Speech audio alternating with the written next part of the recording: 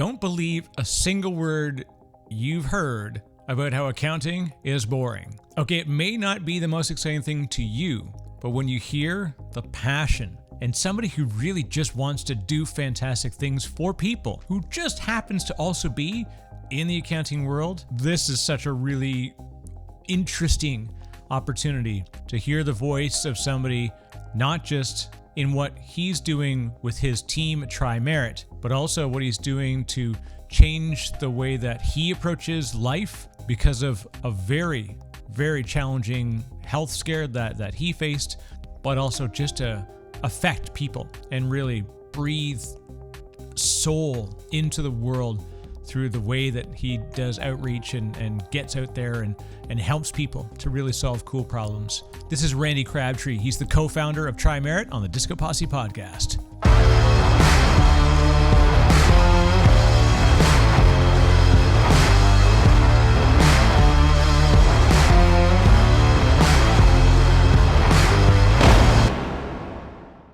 What's up, crew? Welcome back. This is a fun one because I had an outreach from Randy Crabtree. As I looked more into what he's doing, not just with his team at Tri-Merit, and how he's fundamentally changed the way that he and his team do business and to help other businesses. Look, it's been crazy. The world is upside down. It's sideways. It's all over the place. The point is that Randy has been able to take what was a real challenge and turn it into an opportunity for his team, and the way that he just treats his team and creates opportunity for them is something that tells you that here is a man literally on a mission, and he's doing it for good, and somebody who's really far more selfless than I think even he realizes, and we explore a ton of that. Also, you hear about his personal health story, and also just what's his raison d'etre? What's the thing that makes him want to get up and make each day better than the day before? That's what inspires me. And I gotta tell you, this is gonna be one that's, you're gonna walk away from here feeling good about what's ahead, no matter where you are in your life. So this is Randy Crabtree on the DiscoPosse podcast. Oh, sorry, one more thing. Speaking of, can you do me a favor? Click a thing, do the thing. I know, I guess I'm a YouTuber, so I gotta do the thing. Click the like, hit the subscribe, and of course hit the little bell icon that lets you get notified. And if you like this video, I don't know what I'm gonna do, but anyways, if you like this video, it's super helpful because it helps YouTube to realize that people actually care about this content. And let me tell you, if you could care about liking this video as much as Randy Crabtree cares about making other people's lives better, it's a darn good world. Here you go. There's the podcast. This is Randy Crabtree, co-founder and partner of Tri-Merit Specialty Tax Services and host of the Unique CPA podcast. And you're listening to the DiscoPosse podcast. Right. Like a pro. This is how I can tell you've got professional podcasters that are on microphone, because you are ready for this. So Randy, thank you so much for the chance to chat today. This is something that I know, especially for a ton of my listeners, well, it's timely with the kind of part of the year that we're heading into. Taxes become top of mind. They're often bottom of priority, but top of mind. And in the way that we've seen the world shift in the last couple of years, I can imagine that you've seen an incredible amount of change in your industry. But for folks that are brand new to you, Randy, let's have you do a quick intro, and then we're going to talk about Tri-Merit, your podcast, and congratulations on getting noticed as it should be. And we're going to talk a lot about what you're doing for the world. Sure. So like I said at the beginning, we're a specialty tax service, Tri-Merit. We deal with like really specific parts of the tax code. Actually, tax season for me is not a busy time because I'm normally out educating CPAs on certain aspects of the tax code. But we deal with big things like R&D tax credit. Technology, big user of the R&D tax credit. So that's something that was how we started the business. Over the years, we branched into 6 other services. A big one that didn't exist a year ago is employee retention credit that we've been doing a lot of work on now as well. But that's our background. My background is I am a CPA. I actually came out of public accounting. I was one of those generalists that was just doing in and out accounting and taxes. Was not uh, I liked it, was not a huge passion. I found a passion in specialty tax. So the last 15 years has been just an awesome ride, and I don't see it ending anytime soon. Well, that's really amazing to see too that I think every industry, has this idea of the sort of the generalist, the early generalist days, and then when you find your niche, your specific thing that you can become passionate about, and ultimately then translate to hitting this new target, demographic target market, like ultimately building a specialty practice. That's really really great, and then it lets you just like put all your focus. But I really would love to just jump right into the exploration of what has the last 2 years looked like for you? Especially you talked about employee retention credit. Like this stuff didn't exist 2 years ago. Right. So it's probably been a wild ride on your side. It has been. It's been a wild ride, obviously, for everybody. It's been specifically wild for, at least in my circles, CPAs and the IRS and us, because everything that's happened in the last 2 years from an incentive standpoint runs through the CPA firm, runs through the IRS, runs in, and we've touched on that as well. And so yeah, it's been crazy. CPAs in general have had a nonstop. They're going on the third year of nonstop tax season just because of all these things that have come out over the last couple of years. You mentioned the one I mentioned as well, employee retention credit.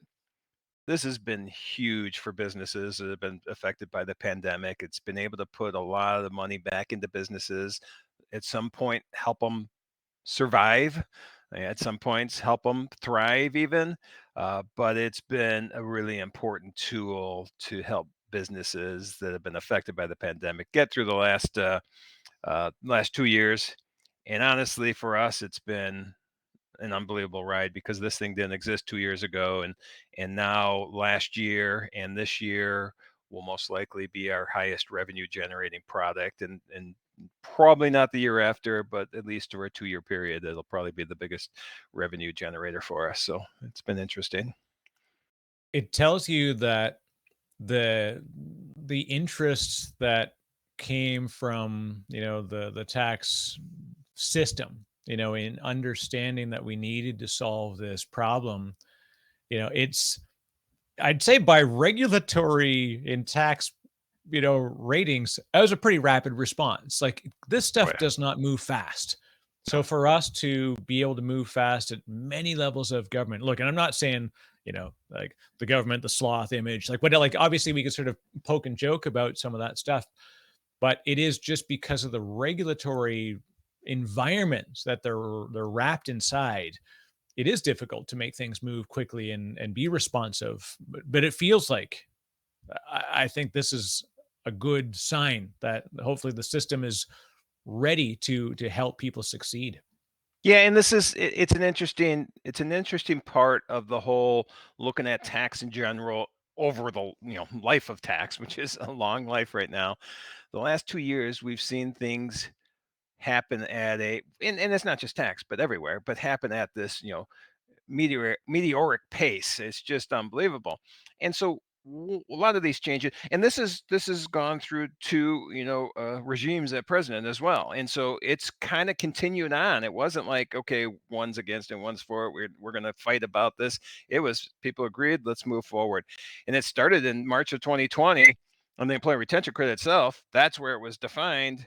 I mean, I can go deep into it. You can direct me there if we want to at some point, but that's when it's defined, and then it's gone through three additional pieces of legislation that have either changed it, enhanced it, affected it, and it just continues go. So not only from a standpoint is it meteoric pace, but it's meteoric pace in all the changes, just keeping up with it, just Yeah. trying to, because tax code comes out, and people, I get excited about tax code. Other people might not, so I apologize.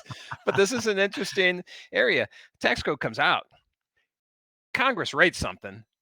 They're not tax attorneys, CPAs, they just say, here's what we need to do. Now we need to start interpreting that, putting that up against tax code, putting it up against IRS informational documentation that comes out explaining it. And so for me, it's just been a fun, weird word, but fun ride for the last year and a half, digging deep into this and seeing how we could help businesses with it. So yeah, it's been really interesting.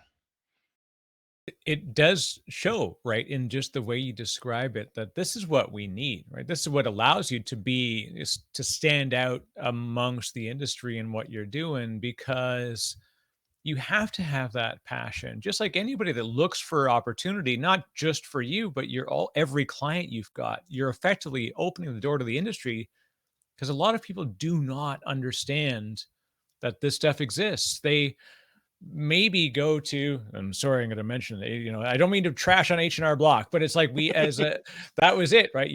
The moment you can file a tax return, you have no idea how to file a tax return. So you go to your local tax shop, and the little stand up H&R Block or whatever the local, tax firms are, like they're not passionate about taxes. They're just like Yep. minimum amount in, minimum amount of pain, and collect $35 a return kind of thing.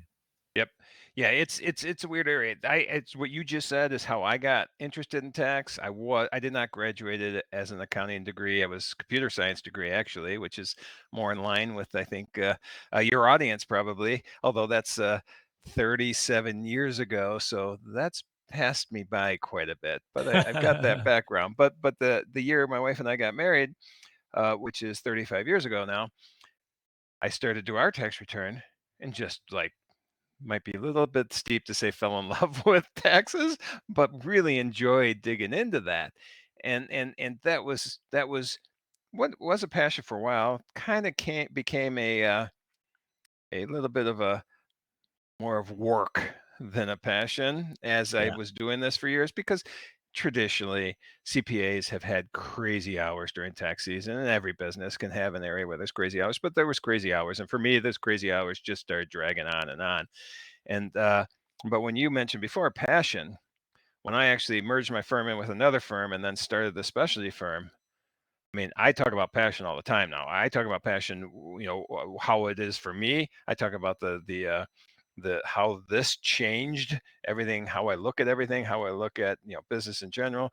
I talk about this all the time to different groups. In fact, I was on talking with a gentleman just this morning where we just talked about this whole doing a self-evaluation of yourself, determining your strengths, determining your passions, using that to help you in a business setting and going forward. So for me, the specialty tax became this huge passion, and I believe me, if you didn't if you turned off your mic now and let me talk for 2 hours, I would do it. So I'll stop there and we'll see what direction you want to go.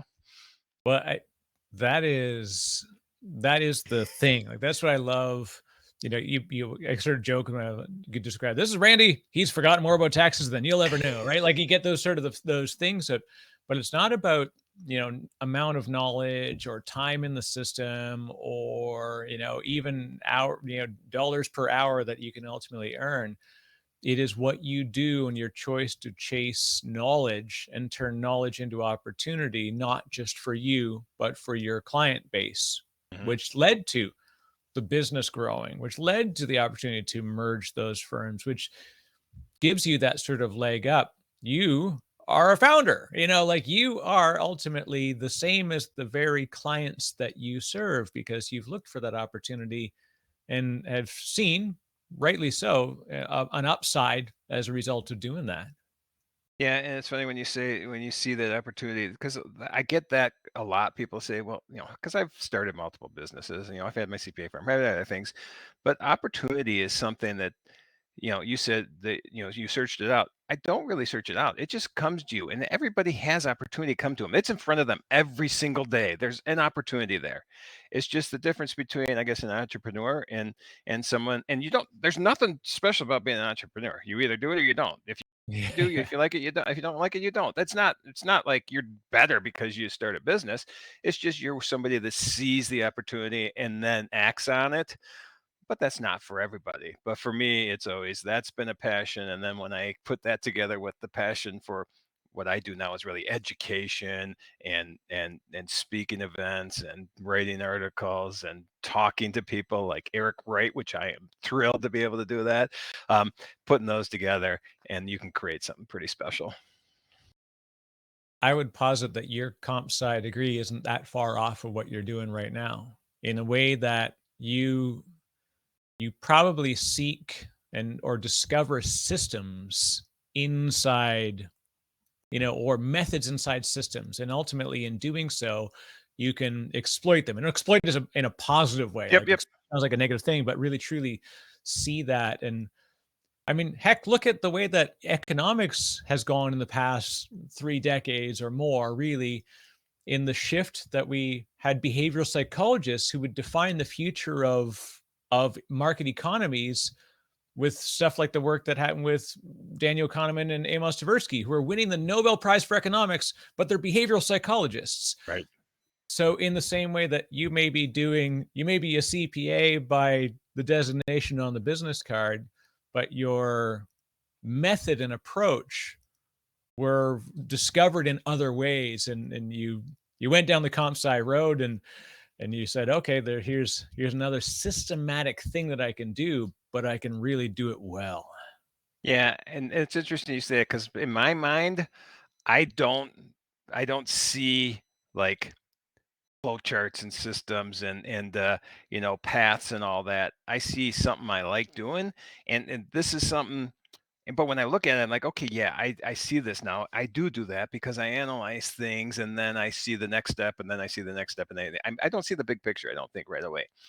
But what I found is, 5 years ago, and I'm going all over the place, Eric. So you rein me in anytime you want. But This is perfect. all right. So 5 years ago, I basically stepped down as managing partner of our firm, and it was a passion thing, and there was other reasons as well. One, I had a traumatic event in my life that made me relook at things. I had a stroke 8 years ago. We can talk Oh, about that wow. anytime you want to. But so I saw that and changed my role from managing partner, which in hindsight I realized I wasn't good at because I don't. I'm not an implementer.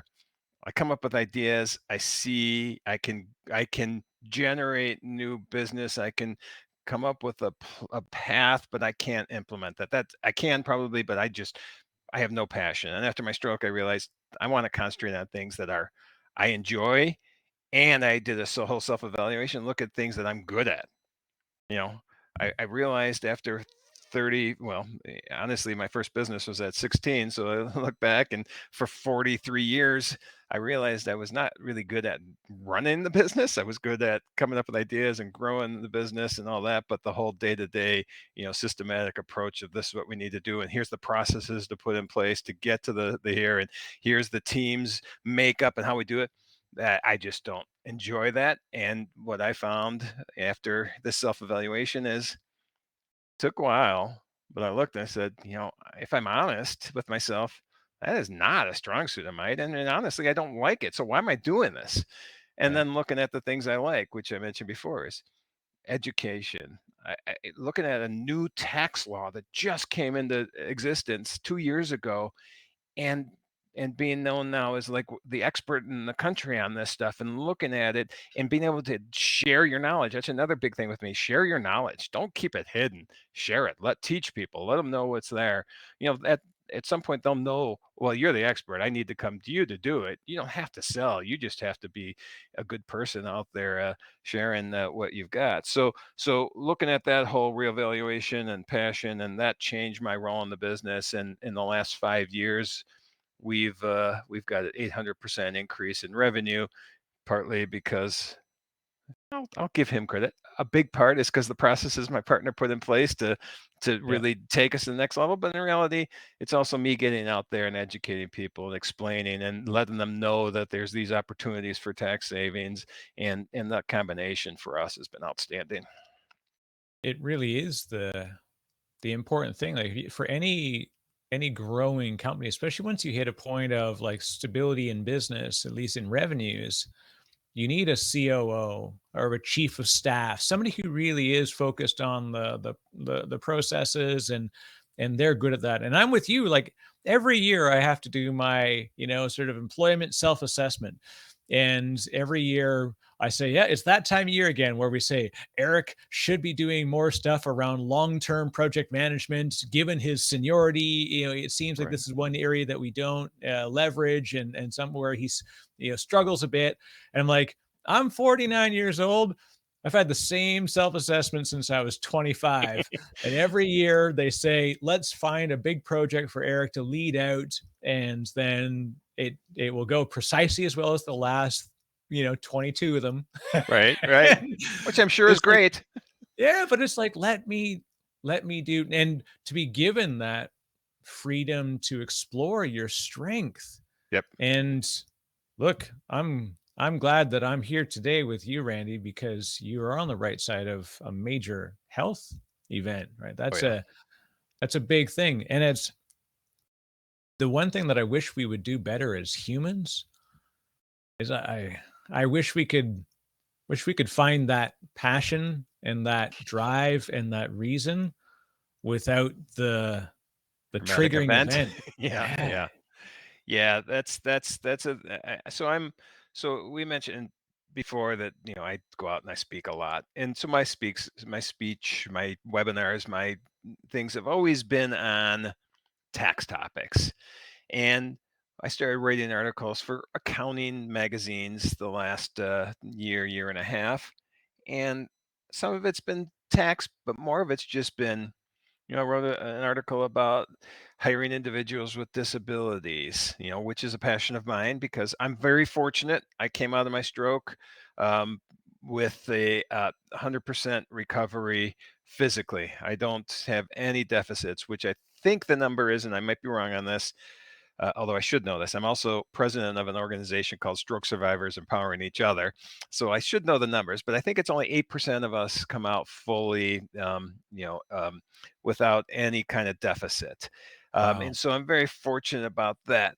Um, the, um, the, f- I forgot where I was going, Eric. Wait, wait, but this is the idea that you can, take that and Oh yeah. and turn it into a thing that empowers you to get out in the world, and it's that whole thing of we, especially, it's just like the human behavior is so bizarre that we like work work work work work to a point where you can eventually enjoy the fruits of your labors, but Yes. by the time you get to do them, your health is degraded, No. your ability Exactly. to it's so upside down sometimes. So It's frustrating.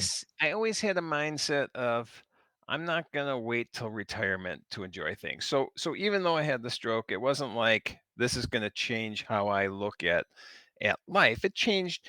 I mentally had issues for 5 years. Mental health was an issue for me. Physically, I was fine. Mental health was an issue for 5 years.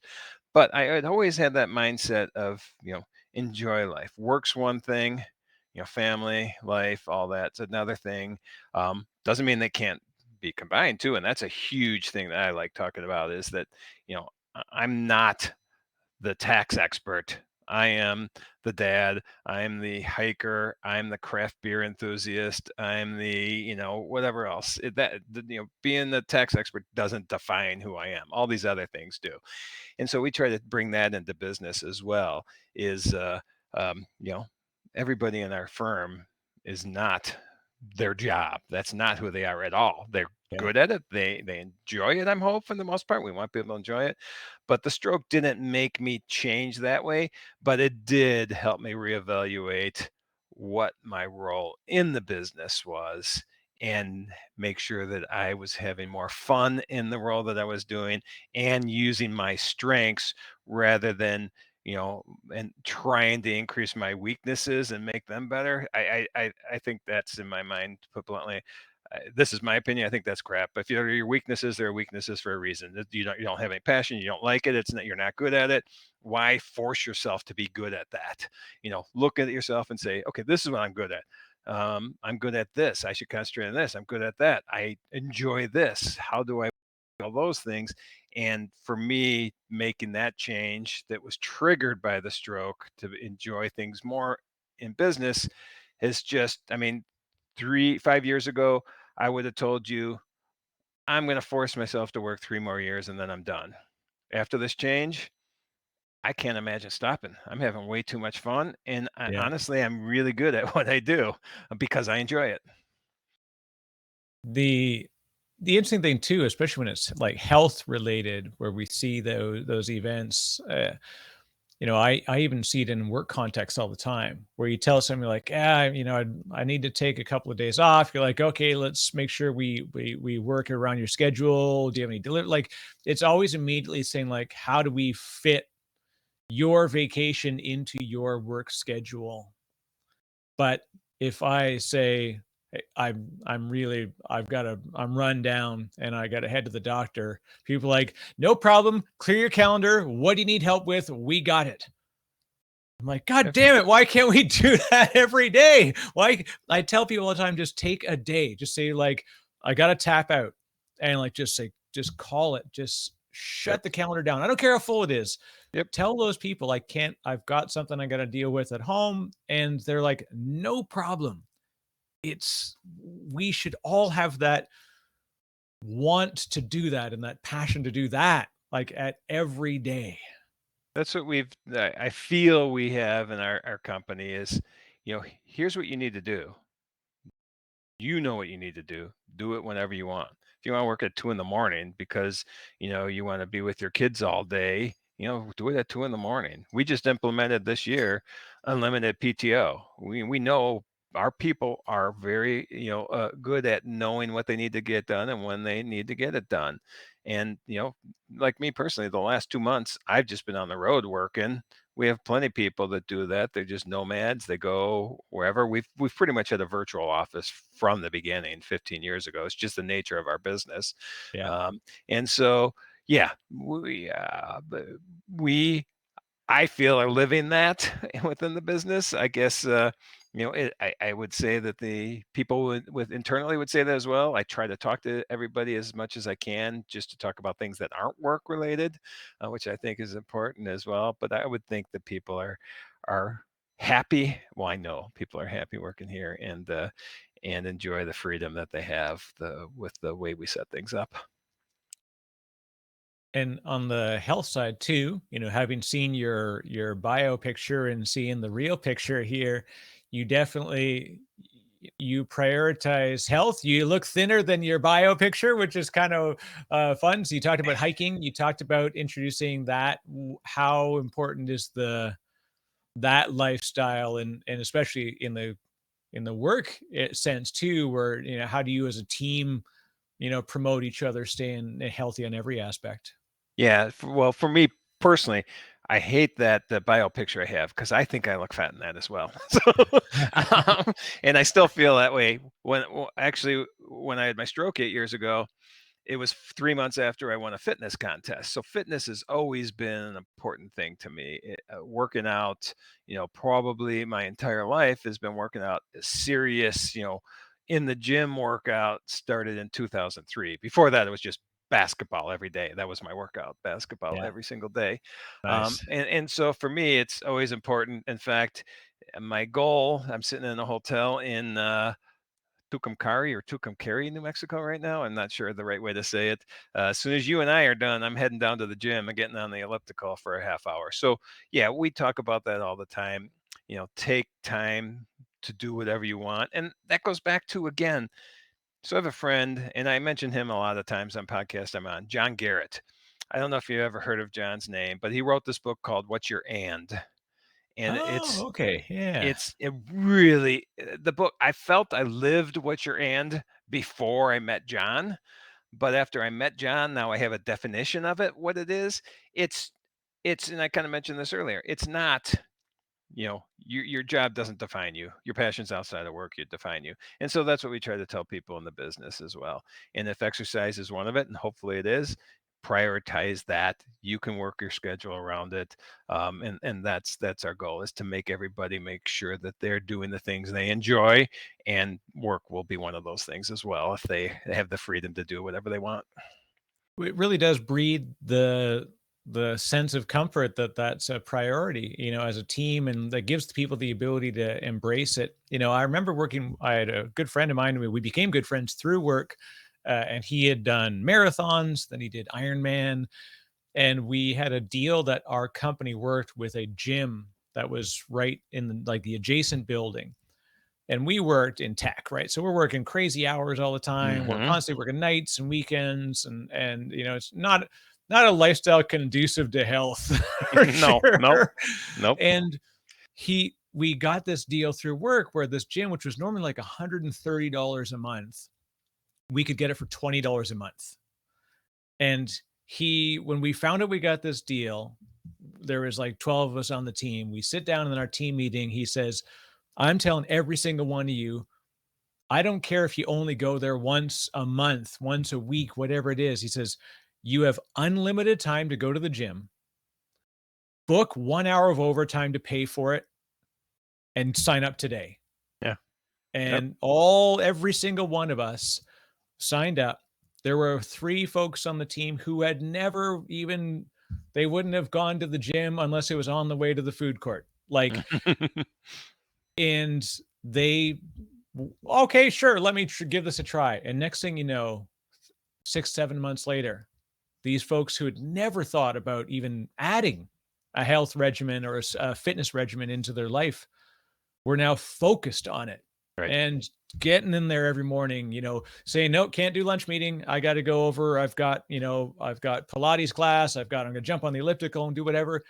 And it became a core of their day. And it was so fantastic to see that. Yeah, and it's for me, I just feel so much better after working out, and that helps me work. I'm sure it helps everybody work. Your mind's better, your body's better, everything feels better. You have more energy, and working out doesn't drain you. And working out, at least for me, it gives you energy. And so, I guess if you look at it selfishly as a business owner, it's going to make people more productive. That's not the reason to do it, but I think there is a side benefit, and just like what you said, we moved into a new office, I don't know, 3 or 4 years ago. Pandemic time, I don't know anymore what time frame is. It's all kind of a Uh, blur now. yeah, exactly. But one of the keys was we wanted to have a gym in the office, and they were just building it. And I haven't been to the office. I honestly haven't been to the office in a year and a half, probably at least. But I was talking to someone there just yesterday, and he said, yeah, the gym has been done for a while. He says it's awesome, 2 locker rooms, and it's just part of our fee for renting the space we're in. So that, Nice. and then most of our people are on the road. Pandemic had obviously changed that, but we're getting on the road again, and we have a gym in every hotel we're at, so getting to a gym shouldn't be an issue.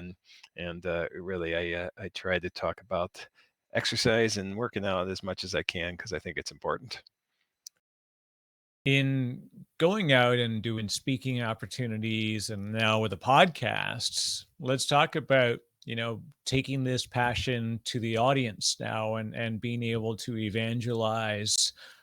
This is such a unique time that, versus 20 years ago, even, 10 years ago, maybe, where it's now you can grab a microphone, you can publish, you can get it out there, and you have a growing audience, and you're being recognized, rightly so, for your ability to share just fantastic ways of, both storytelling and really bringing important information to the community.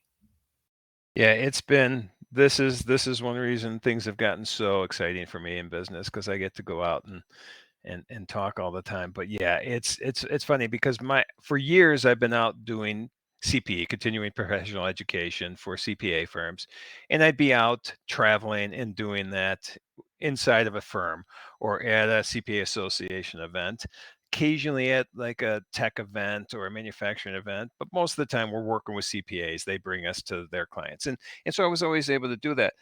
Pandemic, when it hit, I'm like, what am I gonna do? How am I gonna be able to get in front of all these people? And the first few webinars on Zoom or whatever, go to webinar, go to meeting, whatever I was on, it was like, yeah, it's just not the same. There's no Yeah. interaction with me and the audience. I don't, but I just started thinking about it. The mindset was, they're there. I'm gonna talk. they're still there and I can hear them and they can see me. And when I present, I try to have a conversation. I'm not that This never scripted. I have slides that I'm going through, but there's never a script. Every single one's different. And I'd like to get the questions typed in. So that has been huge. And in fact, at this point in time, I almost think that I've probably had a bigger impact on the industry in the last 2 years than I had prior. I probably educated 30,000 CPAs on the employee retention credit over the last year and a half. There's no way I would have done that traveling. So it was pretty interesting to have that change. Now I like still the audience and being in front and seeing the reaction, but this is going to be a blend going forward. So that's been nice. And then in the last year and a half, I started concentrating more on the writing articles, which traveling, I probably would have put that to the side because I probably would Yeah. have been on planes. And I actually work on planes more than I used to pre-pandemic, which I never used to do. So doing that too, but now I'm writing the articles. The podcast has really started right before the pandemic. I've been able to concentrate more on that. So it's weird how the pandemic's changed all that and what I thought would be for the worse. I think a hybrid approach going forward is going to really work out well, and to be able to be out there and impact what's going on in the industry has been a lot of fun and a lot more able to do that the way it's gone the last 2 years. It's a funny thing that I get asked quite often about, they're like, oh, you go to events and you do keynotes and whatever. And they say, like, it must be great. Like you like to talk. No, I like to collaborate. And when I do a keynote, I've described it to people as listening to 500 people at a time. Yeah. And the fact that you're watching reactions and little Hmm. things in the audience, and it steers. So I've never been good at scripting, partly because I think I just don't have the capability. Whether it's I have a poor rote memory. There's a lot of things. I have dyslexia, so that also really kind of cuts into me reading and talking at the same time. I just can't do it, and I've become very adaptive, but mostly in having conversations. This is why I love the podcast, because Yep. then you can do it. And you also do it in the mind of 500, 1,000 people watching you. Right. And Yep. you begin to think like that. I'm able to carry that imprint and that memory of those experiences into these types of conversations, which is so fun. Yep. And I enjoy it. And that's why I like your style. Like your delivery is so fantastic, because you're at home. It's like you're sitting next to a conversation you'd love to slow down at. If you were sitting at a table and somebody next to you was having the conversation, you'd be like, like leaning over a little bit, sort of like watching, like you just want to hear it. Yep. No, I agree. And what you said about the scripted, we've all seen boring presentations and they're the scripted ones almost always. The conversations are the way. And that's why I said I try to act as if I'm having a conversation with the audience, even on webinars when I'm not. And you just said it as well. And I think that mindset is huge because nobody wants to be read to. I mean, unless Yeah. it's an audio book. Other than that, What I don't and want to then the be read worst, to. Yeah. you've got these when they do corporate, like, big events, especially when they're doing, like, stage events, and it's so painful because, like, they're great people, and they're basically put up there, and it looks like a grade 6, play about the origin of Thanksgiving. It's like, "So, Peter, how exciting is this year now that we're going to be able to do this?" "That's a great question. Eric, how do you," like, they've pre-configured this scripted, witty repartee, and, like, oh, the only thing that's missing is, like, when someone says, "I think that's a great idea, exits towards the left." Like, they are, like, line for line reading Yeah. stuff, and, like, it's painful because you're like, you talk to these people like, "You're a human. You can have a Right. conversation. Just, take away the Ex script." Exactly, because you can even on podcasts, you'll hear this where it's, "Okay, I'm gonna ask question 1. Okay, tell me about this service you're working on right now." And then boom, the answer, and at the end of the answer, let's say somebody says, Yeah, but it's been tough for the last couple days because my dog died. All right, well, tell us about this. I mean, you can't you can't go to the, oh, I'm so sorry to hear that. And what kind of dog? It's like, oh no, I got question two. We can't. Your dog doesn't matter to me now. Text question two is, how are you getting this service out to your clients? I mean, that script just bothers me so much.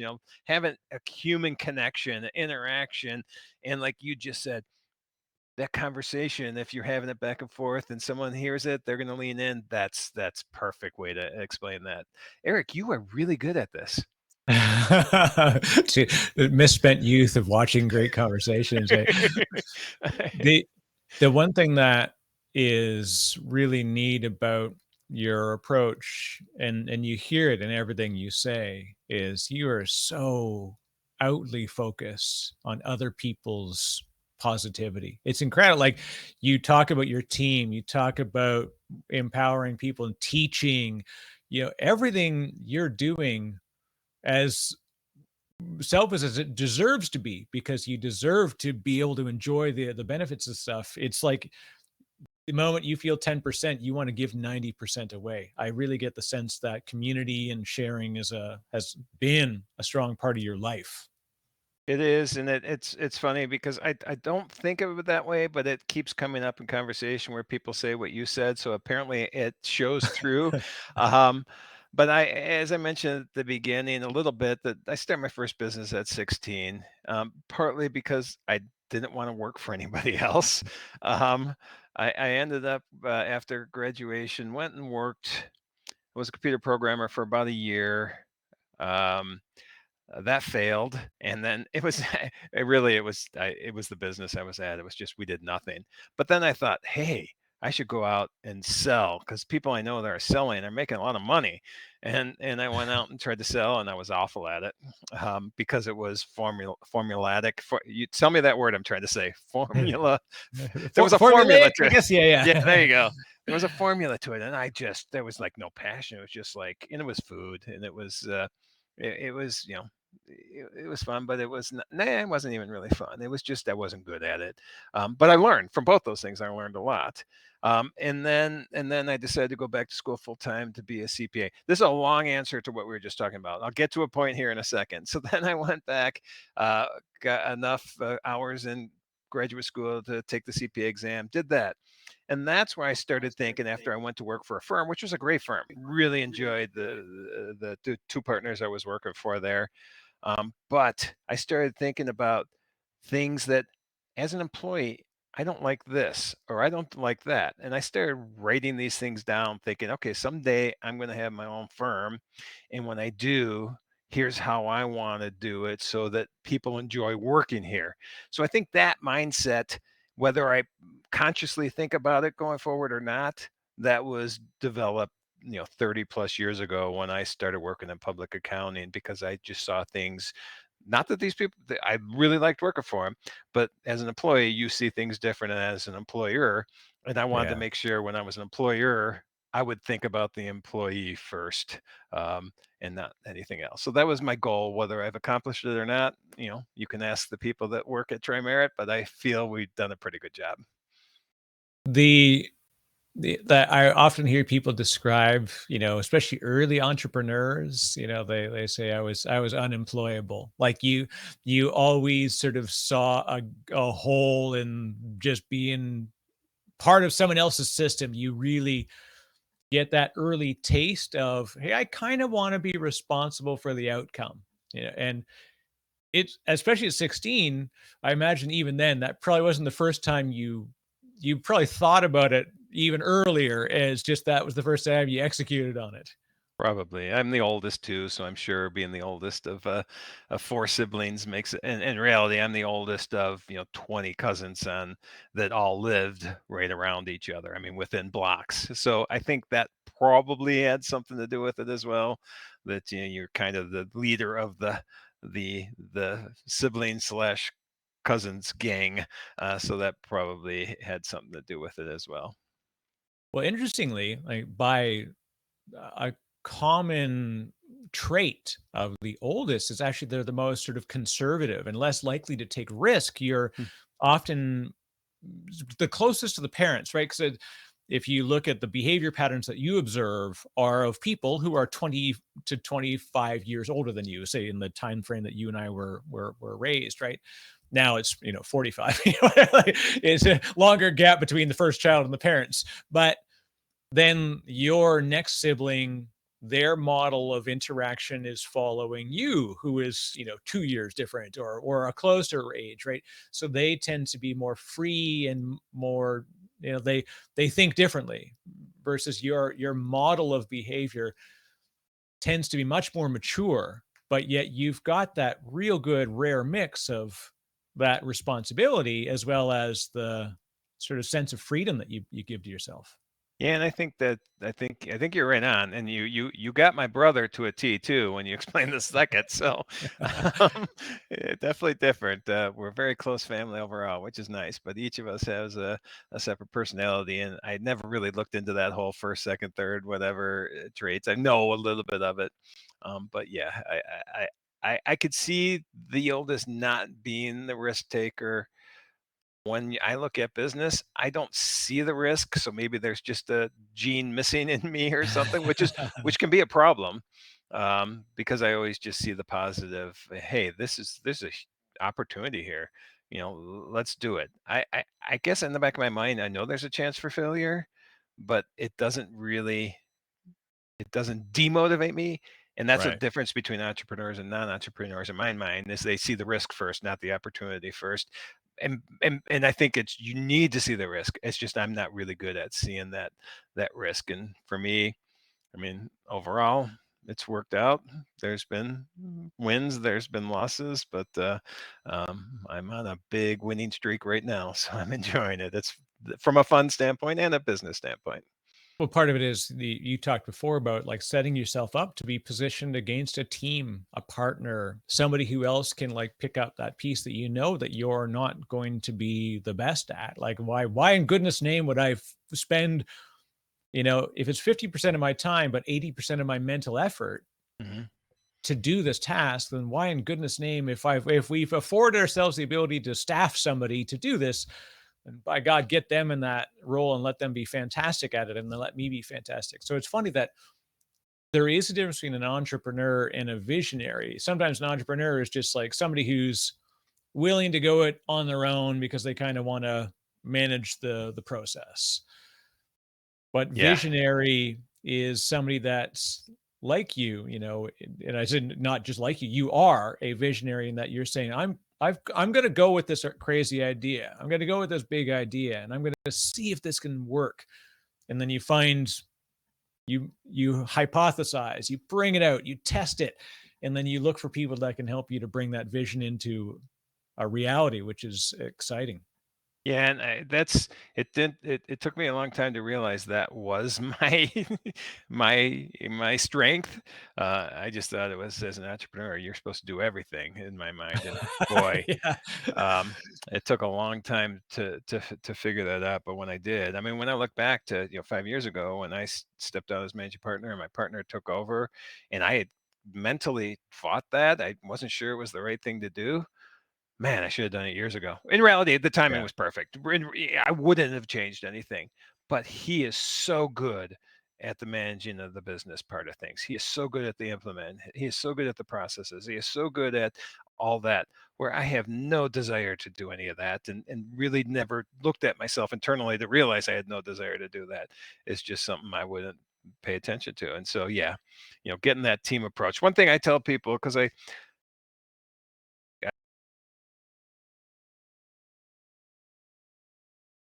everybody says influencer. I don't influence anything. I people um I guess just like to talk to me about certain things. And Yeah. they'll ask me about just business in general and what I've learned. And I'll be 60 in a couple months, so I've learned a lot over the years.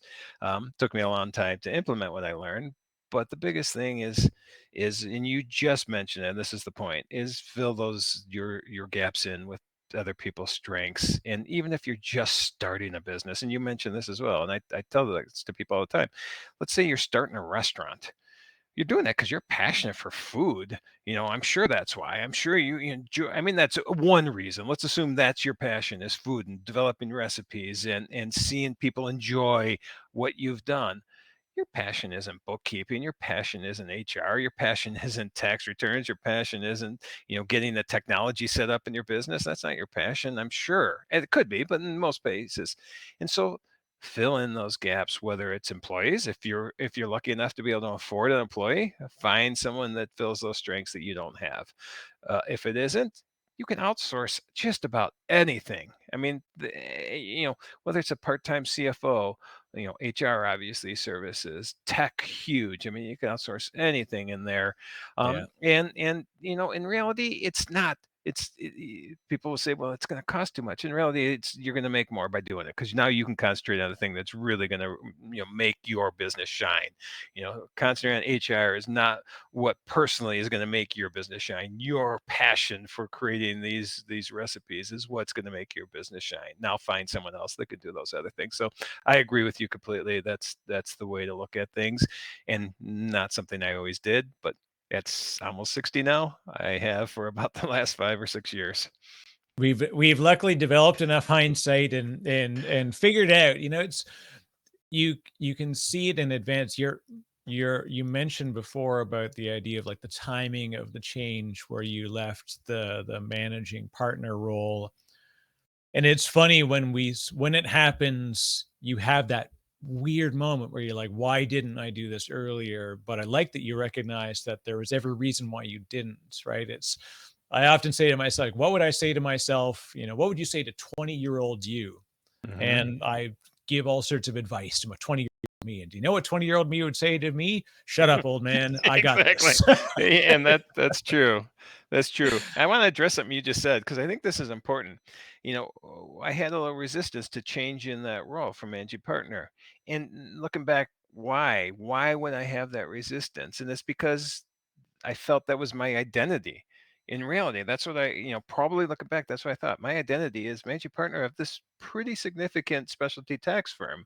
And so if I'm not that, who am I? What am I? Am I, do I just become a partner in a firm that now is somebody else's firm? And, that's a weird mindset, but that's probably what I was thinking. Yeah. Look back at that now and where I am today, this identity I have today, it's just one, if you look at ego wise, I'm more recognized today than I was back then. I mean, I'm pretty well known in our industry. Um, and so I guess that's the ego end of things, but it's an identity that I just enjoy so much more than that identity I thought what I had to be before. I did not have to be that looking back now. The world deserves you, Randy. I mean, we deserve the passion that you can bring to that larger audience, right? It's so amazing to see when those two things come together because there are a lot of folks who they never need to go outside of, inside the organization. And that's a fantastic function and role. Like that's ideal for those folks. Not everybody wants to get out and be able to talk to a larger community. And some people don't like to share things. They're very introverted.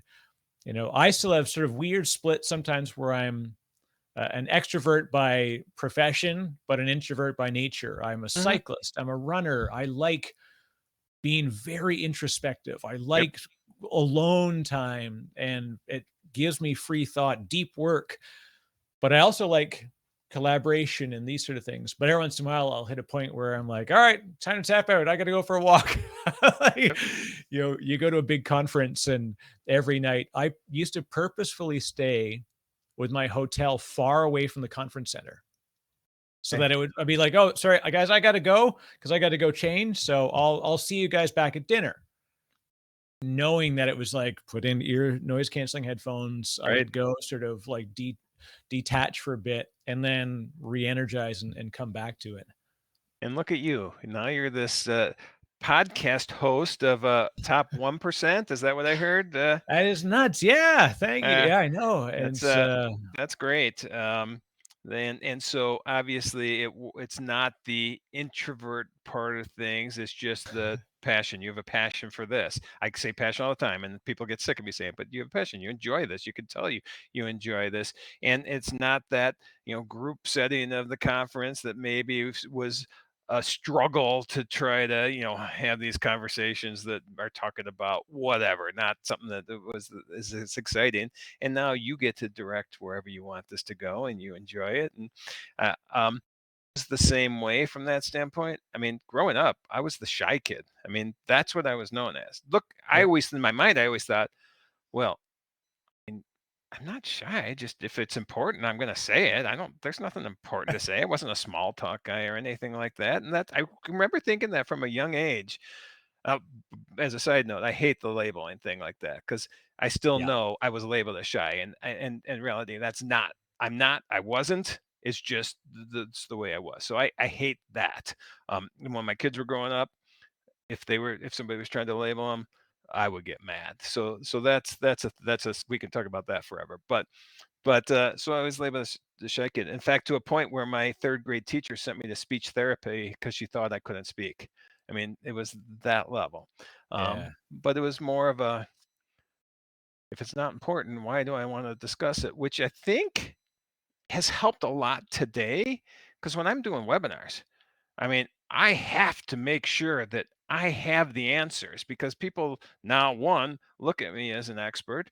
And if I don't have an answer, I'm like, I'm getting everybody on the team to start researching this. We need to find this out. And with tax code, like we said at the beginning, with tax code the last 2 years, there's a lot of unanswered questions with this stuff.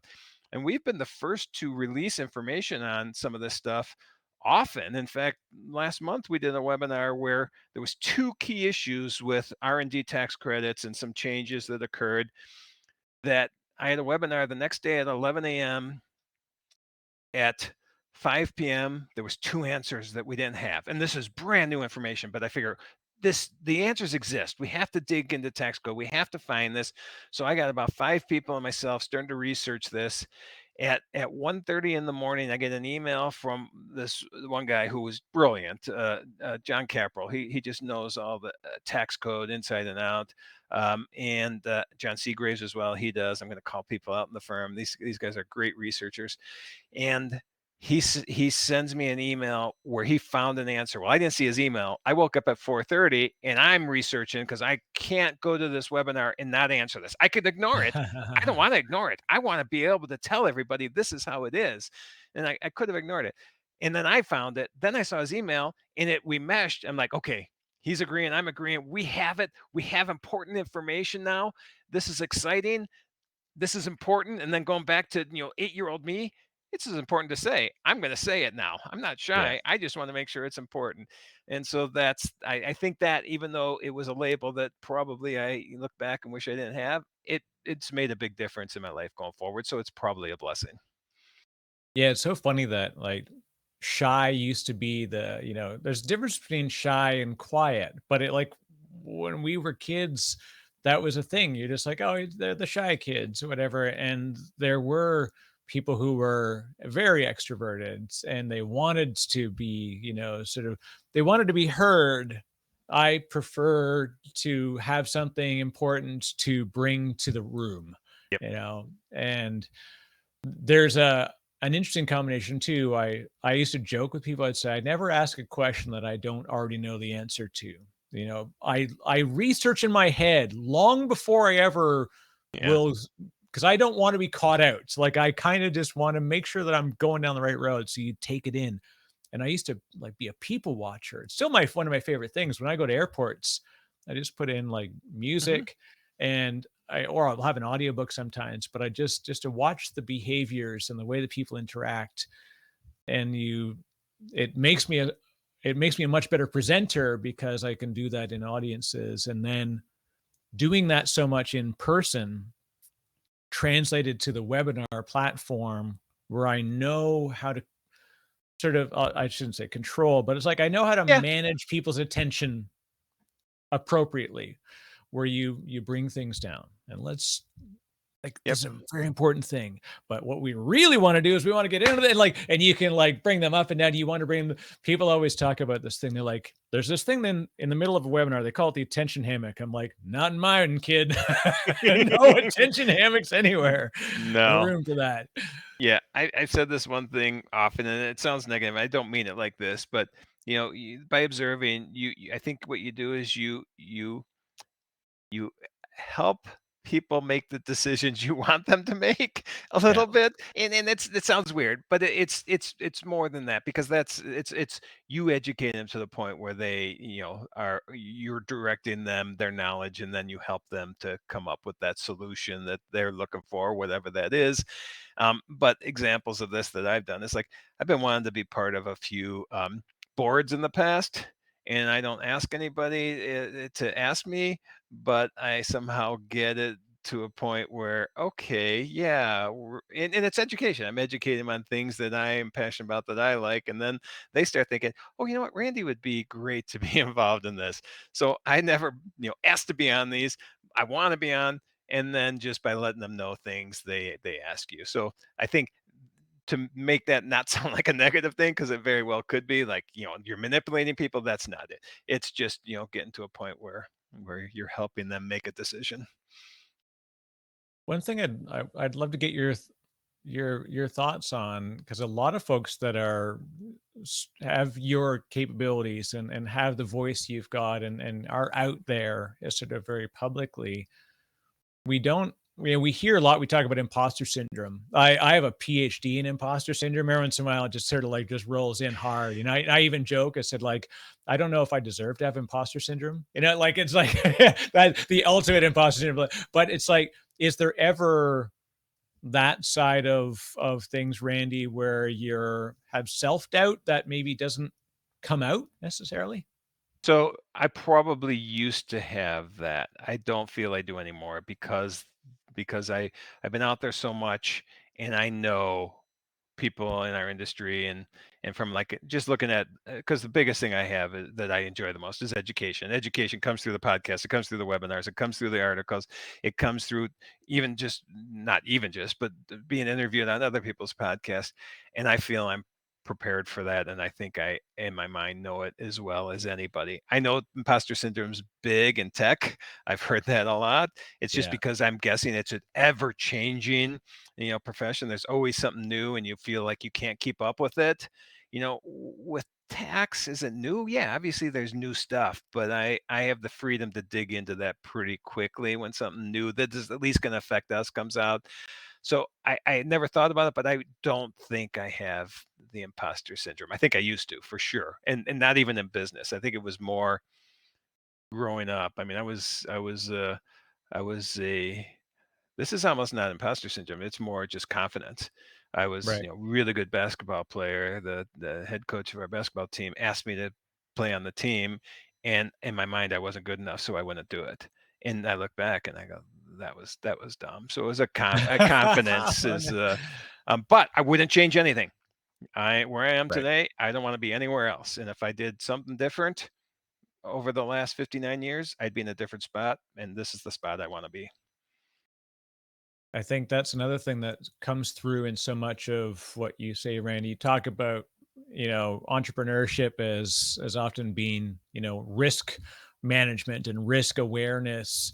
And you talk about being not, sort of focused on risk, but having that optimism, having that thing, is your ability to also shed regret or sort of avoid regret. I often think, like, I don't there are many things I wish I had taken a different path with, because I understand intellectually there probably would have been a route around it. But Mhm. I also looked that certain things happen for reasons and I have to accept it, because I can only change what I can and I can only change what's ahead, not what's behind. So what's your view on regret management, I guess is what I would call it? So exactly what you said. No, so for the longest time, there's things I regretted. The basketball, and that's why I brought that up still, probably because it's probably still in the back of my mind. I love basketball. I played basketball probably more than anybody has. I played so many games, um, and I regretted for a while not playing. But I've got over that, again, just because I want to be where I am today. Um, And so, I try not to regret anything. Everything that I've done has changed me, has made me better. I was a computer programmer. Did that Is that where I ended up? No. Do I still use skills that I learned in that? I'm sure I do. I was in sales. I was not good at it. I didn't have passion for it, but I wasn't good at it. I sell all the time now. I don't sell, I educate, but I'm selling with education. I learned something back then in that.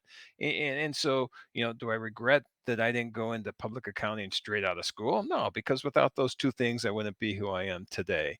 And so, you just have to learn from it, but I don't look backwards. I look forward. And I know I take the skills I learned backwards. I take those education experiences and use them today, but I can't change that. I can only look and see. I can affect tomorrow. I can't affect yesterday. Another important thing that we hear about, and I participate in myself all the time, is the idea of communities of practice. And entrepreneurship organization, EO is a popular one for entrepreneurs. They're at a certain phase of the organization. So you're basically surrounding yourself with people with a common purpose and a common experience. But the community practice I want to focus on, Rennie, you talked about stroke recovery and survivorship, and that experience is far outside of, so there's probably all walks of life of people that come in there, but how important is that in your, continuous look back on that moment and that experience in your own life? So I'm fortunate that I can look back on that and not like think, "I wish my stroke never happened." And the only reason I can sit in that situation is because I fully recovered and I'm in the position I am today. There are so many stroke survivors that are struggling daily with, a loss of half of their body, loss of ability to speak, loss of, ability just to, communicate in general. That's I feel selfish saying that looking back, that probably was a positive impact on me. I have a hard time saying that because there's 92% of the people that have stroke that probably can't. Well, Right. even if you have some deficit, I've talked to people who look back at it and say, yes, this shaped who I am today, and I'm okay with that or good with that. For me, it's hard to say positive experience because it wasn't, but did it make me who I am today? And am I grateful for that? Yes, I'm grateful for that. And because of that, I give back to the organization that helped me, which is Stroke Survivors Empowering Each Other. That was when you have a stroke, and I'm going to go into stroke here for a few minutes, if you don't mind. Yeah. So Absolutely. when Yeah. I had the stroke, and when anybody has a stroke, and I'm sure everybody has similar mindset, is what just happened? Why did this happen? Is it going to happen again? What do I do next? And in that situation, I was looking back because you're like, why? I mean, why is a big part of it. Yeah. And so you have a stroke, you're in the hospital, they release you, and that's it. They release you. I mean, there's not much else that happens. It's like now you're on your own. You got to go figure out what to do. They give you some pamphlets. They say there's a That's sort of survivor like, so group. you've had a stroke, a Yeah, three-fold exactly. pamphlet. Thank you. Right. And so and they'll tell you there's a survivor group that meets once a month at the hospital, and which is all great. The community of somebody that's gone through what you've gone is extremely important to be part of that. But for me, it was, and I was 51 at the time. Um, it was, and this is a misconception, but in my mind, it was okay. There's going to be a bunch of 80-year-olds in this group, and I'm not going to connect with them, and because I'm 51 now I know after the fact that I'm not special in being 51 when I had it. We have a group called Young Survivors. We have a bunch of people 16, 17, 18, 19, 20 years old that have stroke. So stroke happens at any age. It's not just Right. somebody who's 80, 90 years old. But I was looking for this community that would know what I went through and be able to answer me. A doctor could say this, a nurse could say this, but somebody that's had a stroke, I'm going to talk to. So I'm fortunate to know a few people who know people with strokes. I started talking to them, and that was great. I felt, at least I was getting answers from them. but I still wanted more. So I found this organization called Stroke Survivors Empower Each Other, and it was based in Illinois, where I am, where I live. I'm not there today, but where I live.